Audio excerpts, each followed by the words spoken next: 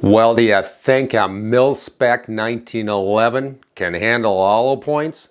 Well, today we're going to find out, Pilgrim.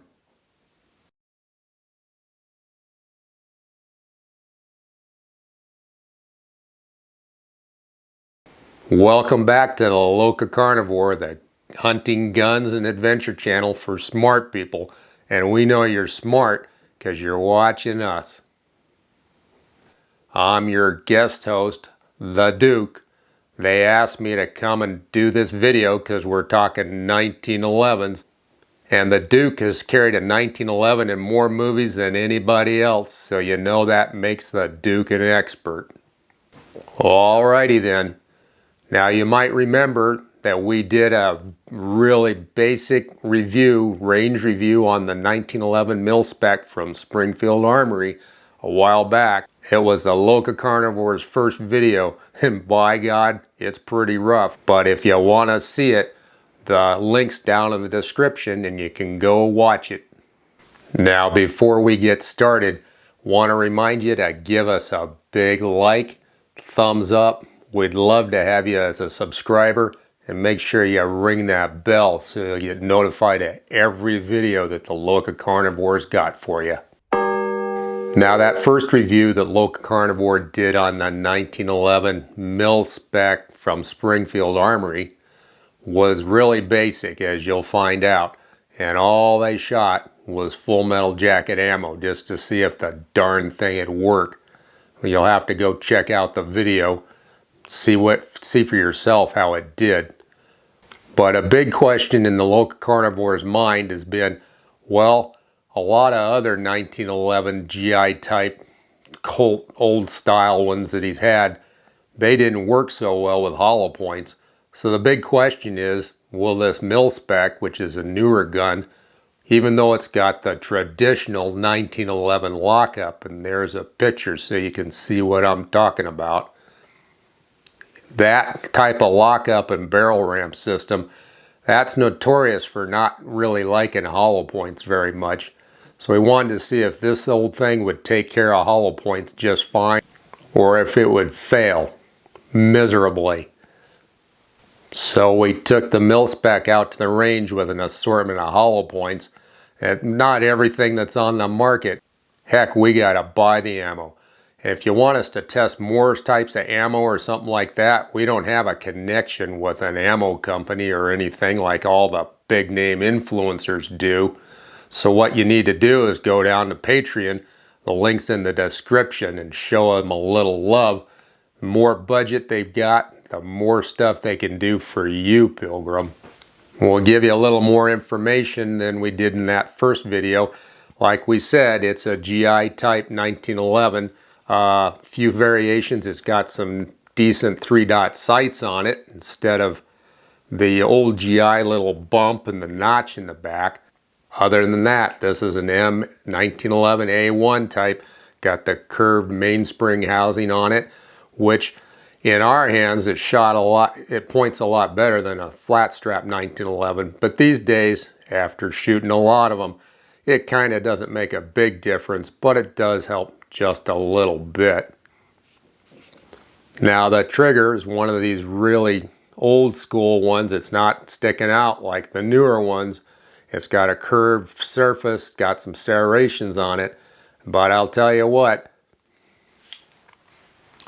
the trigger pull on this thing, it's long and creepy and gritty, and eventually it goes bang, but you really gotta push on it. If I had to say, I'd call it probably about a 6 or 8 pound trigger. It's a heavy beast. But then again, if you carry a 1911, like so many of my commenters have pointed out, you're a real man and you can handle it because you go to the gym. Now this gun from Springfield's not completely GI. As you can see, it's got a stainless steel barrel bushing on it instead of a blued or a Parkerized one. Frankly, if it's Mil-Spec, it ought to be Parkerized like the rest of the gun. But that's just my opinion. Like we said about the barrel bushing, the rest of the gun is Parkerized. Great finish. Always love Parkerized guns. Matte finish. holds oil a little better than a blued gun, non-reflective. Really good way to go for a field gun, let me tell you. Give you an up-close look at these Springfield Armory logo grips. They're really nice, sort of a rosewood. Don't know if they're real rosewood, but they look nice. Got the diamond cut out and the checkering like the old school guns back from the day. Good stuff. Spur hammer and just a standard tang on that grip safety. I'll tell you what, this rascal, it starts to bite you in the hand right there in the old web after you've been shooting a couple of magazines. Now, just like any other 1911 all steel frame, by the way, this has got a forged frame and slide, not a cast. Like all of them, it weighs about 39 ounces empty. Pretty good chunk of steel. 5-inch barrel. Springfield gives you a stainless steel barrel, unlike a real GI gun, which would have just a carbon steel barrel. So you're gonna get a couple of modern updates and improvements in a gun like this compared to something that rolled off the rack during the war, the big one. So let's throw it on down to our guy on the range to see how the Mil-Spec did with hollow points. We're out on the range here at the sprawling LocaCarnivore headquarters complex. And today we're going to do a follow-up to our Mil-Spec 1911 Springfield review. We did the first review, is just a real basic function check, all with FMJ ball ammo. Today we're going to see if this will feed hollow point. So our first test is going to be, we're going to do 3 rounds each because they're expensive and hard to find. First is going to be the 210 grain Hydroshock Deep. This is new from Federal. It's worked really great in the Ronin 4 1/4 inch Commander we have. We'll see if it works.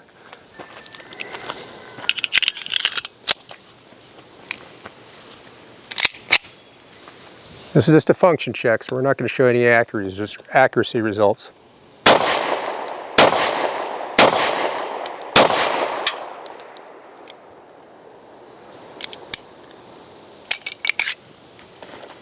And then I kind of whipped through them. There's the gold dot. It's been eating those just fine. We'll do the last, got 2 more in here. So we'll show you the gold dot, see if it works. They are accurate actually, going right down the middle. All right, so next on the hit parade, we're going to do 3 of these Remington Golden Saber bonded. We'll follow it up with 3 of the standard, the old style, non-bonded Golden Saber.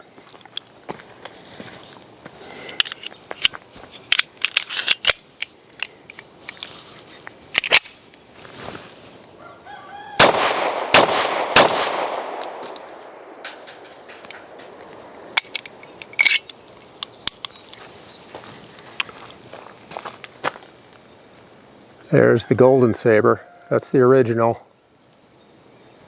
See how that works. Put the first one in and turn right in the pipe.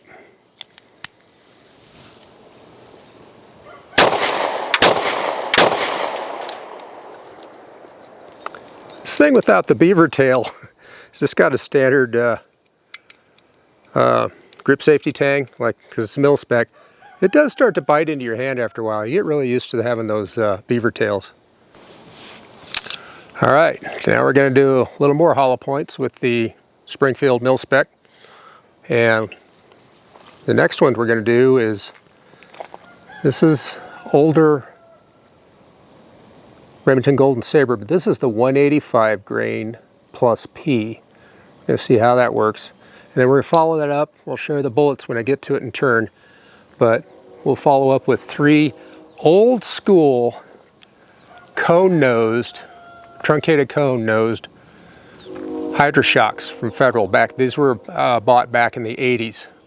So we'll see how those work. So first up is the Golden Saber plus P's, 185 grain. Oh yeah, those have got some juice on them.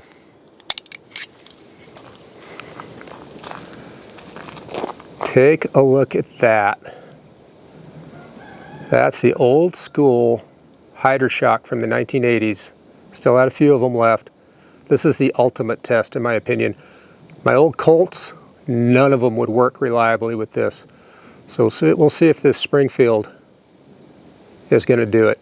It's already got one in the tube, and it fed that one just fine.